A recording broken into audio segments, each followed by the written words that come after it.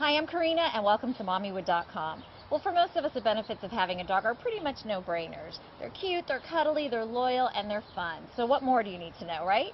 Well, actually, if you're considering bringing a new dog into your home, there are quite a few things to consider. And here to tell us about those are professional dog trainer and owner of your Best Companion Dog Obedience Training, Dwayne Overturf. Hi, Dwayne. Welcome to Mommywood.com. Thank you for being here with us today. Hi, Karina. Thank you for having me. So tell us a little bit about your company and what you do. Okay, my company, Your Best Companion Dog Training, specializes in working with families and their dogs, ranging from puppies to older dogs of all types, all sizes, and all ages. I've been training now for over 30 years. This is all I do, and I love it. Now, like I said, there are so many benefits to having a pet. It's just everything that sometimes it really just even rounds out a family. Mm-hmm. Are there any certain breeds that you prefer for families with young children? Not necessarily particular breeds as much as just knowing more about the family. For instance, a lot of people pick a dog based on its looks, thinking that, oh, that's the type of dog, I like the look of that dog, without ever considering the kind of behavior that that dog has and what they might have been bred to do in the past. And many times things will butt heads. They might have a family that's a real mellow family and they pick a dog that's a super hyperactive type of breed, or vice versa. So it's really more about the family and what's going to work with them, and in the long run they'll probably be much happier if they picked a dog based on behavior more so than just looks. Now, we obviously all know about the overpopulation of dogs and cats, and so walk us through, if let's say that I want to go to the shelter and look for a dog, what kind of things should I look out for? Well, the first thing is I'd ask a lot of questions of the people at the shelter. Tell them your situation, your living environment, the kids you have, their ages. Do you bring the kids with you to the shelter? Absolutely. I think that's a great idea. But don't let the kids just talk you into a dog just because they like this one that looks cute. You know, it might not be the right dog. But the more questions you ask and the more information you give them, the shelters that really do research on the dogs that they're picking up will be able to guide you a lot of the time. And if there is nobody there, call a local trainer. A lot of them are willing to go out and help you pick a dog that will be right for your family. I do that with people, regularly. Oh, you would go down to the shelter and help them pick one out? Sure, yeah, to help them. And if that's not an option for somebody, I mean, most of the people at the shelter, they don't want to have that dog come back, right? So they don't want to adopt it out to a home that isn't really right for them anyway, right? Right, exactly. They want the dog to go to a home that it's going to stay in. What I would really recommend is that if people have very young kids, literally toddlers, that think about the size of the dog. A large dog with a toddler that's a little active is going to be bumping it and throwing it around and knocking it into things. They might be better off considering a smaller dog. And yet if they've got older kids, then a large dog might be better if they're the kind who like to go out and play and throw ball and things like that. Now, do you have a favorite breed or favorite type of dog? Actually, some of my favorites right now are these new popular mixes of poodles mixed with other things like the golden doodles, the labradoodles, Maltipoos, the schnoodles. I have a schnoodle. Schnoodles like that. Schnoodle, there's a lot of them, and one of the reasons that they're nice is because they tend to be hypoallergenic, being that they're poodle mixes. They're also super intelligent. Poodles are one of the smartest dogs out there. And they can come in varying sizes because they can be mixed with anything. And then there are lots of other great dogs out there, and in a lot of cases just your good old Heinz 57 mix can be a fantastic dog. Just a mix of everything. There are a few breeds that I would say you'd want to steer away from if you are somebody with really, really young kids especially. Those would be the dogs that are easily reactive, such as Chow breeds, some Cocker Spaniels. There are certain breeds that have high incidences of snapping and biting. Cocker Spaniels, really, because you kind of always picture they're so cute and they can be, but they can also be quite on the other side. Just off the top of my head, there are 3 breeds that I would just assume are kind of aggressive by nature, and those are German Shepherds, Pit Bulls, and Rottweilers. Mm-hmm. How do you sound off on that? Well, of all those 3 breeds, I've seen them all go both ways. I've seen Pit Bulls that were incredibly gentle and would be safe with any kids, and same thing with Rottweilers and German Shepherds. And on the other side, I've seen all 3 of those breeds be problems. So it really comes down to researching the breeding if you're going to get a purebred dog, and doing some temperament testing if you're going to get an adult dog. Make sure that it has a history. You wouldn't want to bring an adult dog into your home with young kids if that dog hadn't been raised around kids. You have no idea what it's going to be like, and its tolerance may be very low to kids pestering it and doing things. So. And are they more, do bigger dogs or dogs that with potential for aggressiveness, do they do better with their actual owners, with, like, if for instance, if there are small children in the house that have been pulling on them and you know, hitting on them or whatever, are they going to be more gentle with those children as opposed to, you know, a strange child, a child that they don't know, or no? Maybe, maybe not. That probably doesn't have a factor as much as just the territorialness. Some dogs might be very, very gentle with their own family, and yet other people coming in they're going to be a little more wary with. But generally, dogs that are going to really be good with kids are going to be good with them because they love being around kids, and they're going to look at kids as just a source of fun, and they're not going to be a problem. So if someone does want to bring an adult dog into their home, or even a puppy, how do they, what steps should they take to research and determine that this is in fact, you know, a well-tempered dog? Well, if they've got really young kids and they're going to try bringing in a rescue, an adult dog, I'd really be spending some time with that dog, trying to find out the background of the dog as much as possible. I might go out and do a little bit of obedience with it, see how it might react under a little bit of pressure, because I guarantee you kids are going to put some pressure on a dog, right, in different ways, and know how that dog's reactiveness is. You know, there are certain breeds that are known more for being reactive than others, and so those would be some breeds you might want to be more careful of. I mentioned chows, and some of the smaller breeds sometimes can be like that. They can be quite feisty, Yorkshire Terriers, for instance. So is it hit and miss? Is it possible to train a dog that shows some aggression? Is it possible to train them to where you would feel comfortable leaving them alone with a child, or? Well, my rule is you really never want to leave kids and dogs alone if the kids are really young. And I use the age 7. But that's if you brought a new dog in. I'd say don't leave even a 7-year-old with a brand new dog. Obviously, if somebody has a 7-year-old and they've been with the family dog that's been growing up with them, that's a whole different situation than bringing a new dog in. But I'm more worried about what kids might do to the dogs that would cause the reactiveness, because little kids don't realize the consequences of their actions many times, and they poke and prod and do things that, you know, a dog can only take so much. And right, if there's no adult around to supervise, the dog is going to defend itself or parent for the absentee parent. right, And they're going to parent like a dog parents, which is not what we're going to do. And so in cases like that, sometimes kids get hurt.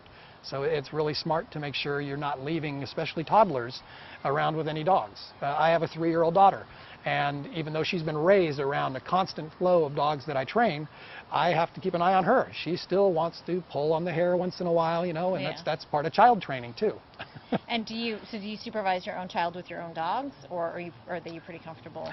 We still supervise her even around our very old and tolerant dog.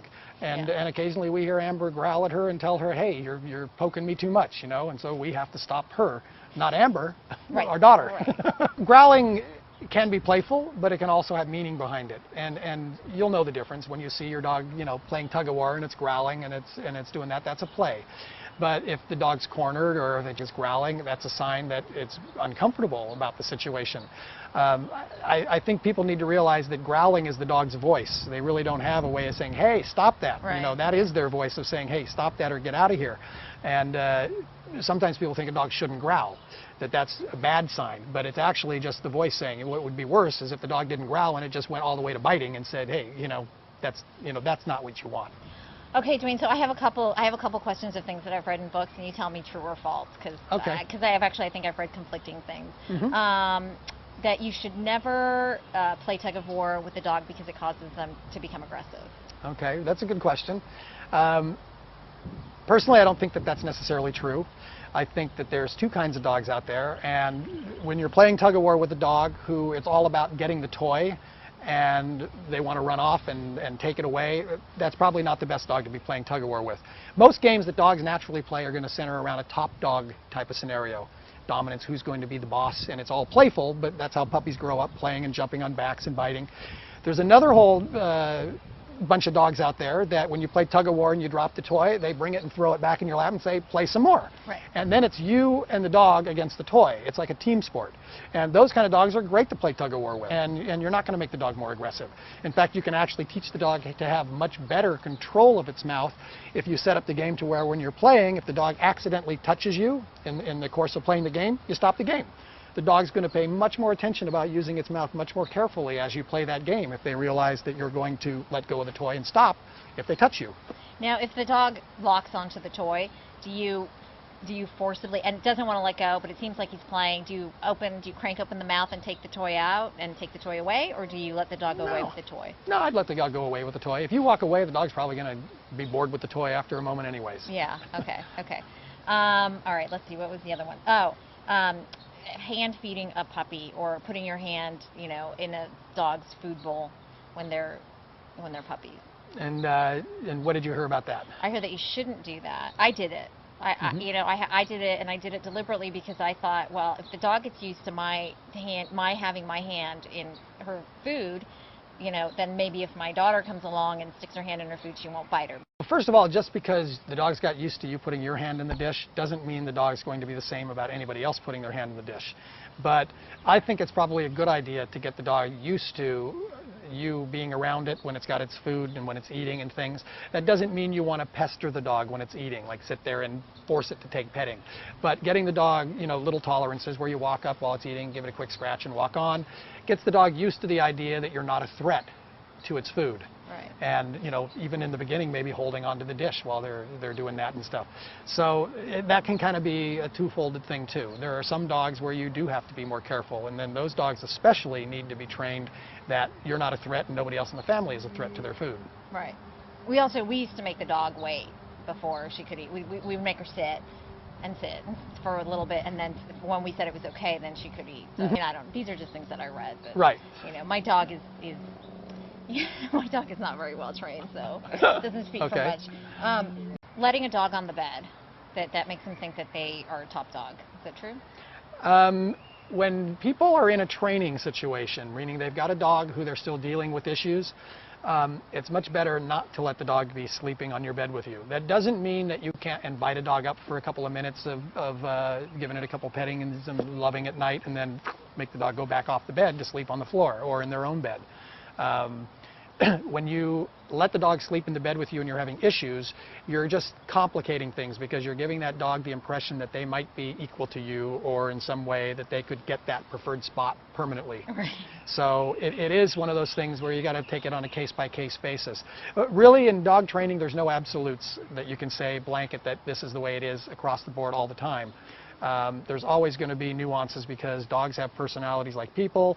They were all bred to do different things over the course of hundreds of years of breeding, and those things have inherent traits. For instance, as an example, beagles. People think beagles are cute and great little dogs, but beagles were bred to do two main things: chase game until they treat it, and then bark their heads off until the hunters arrive. Right. And so what are the two biggest problems people have with beagles? They get outside, they put the nose to the ground, and they run continuously with no regard to where they're going, and they can get lost easily. And the other thing is that they bark like crazy a lot of the time. So if somebody's not prepared for that, they could be finding themselves in a real frustrating situation if they get a beagle and they are not expecting that. Right. Yeah. Now, how old can a dog get before you start training for it to work? Well, I start training dogs as soon as people get them, even if it's 6 or 8 weeks. I will spread my lessons out with them over a longer period of time to allow for the dog to mature through the training. But you start training a dog as soon as you get it, because the dog is evaluating you and the rest of the family from the moment it comes home too. Right. So if you're not giving that dog any feedback about things it's doing just because it's young, that dog's going to think those things are allowed. Yeah. And it's going to be harder to solve them down the road than it is to solve them right over, in the beginning like that. And with that said, is there a cap on at what age a dog is trainable? If the dog is still physically fit, you can train it at just about any age. When its health starts to fail, then you're reaching the end of training. So people should.